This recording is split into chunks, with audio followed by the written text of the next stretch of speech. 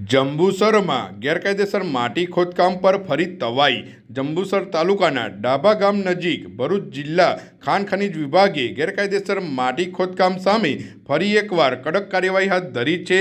અગાઉની કાર્યવાહી બાદ હજુ મામલો શાંત પણ થયો ન હતો ત્યાં બીજી વખત દરોડા પડતા ભૂમાફિયાઓમાં ભારે ફફડાટ ફેલાયો છે। દરોડા દરમિયાન બંને ટ્રક અને જેસીબીને ઝડપી પાડવામાં આવ્યા હોવાનું જાણવા મળ્યું છે।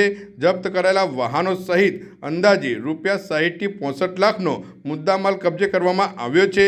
જપ્ત કરાયેલા બંને ટ્રક અને જેસીબીને વેડજ પોલીસ સ્ટેશન ખાતે રાખવામાં આવ્યા હોવાનું જાણવા મળે છે। સતત બીજી વખત થયેલી આ કાર્યવાહીથી ગેરકાયદેસર માટી ખોદકામ સાથે સંકળાયેલા તત્વોમાં ભારે ચકચાર મચી છે। તંત્ર દ્વારા હાલ અગાઉની કાયદેસરની કાર્યવાહી હાથ ધરવામાં આવી રહી હોવાનું જાણવા મળ્યું છે।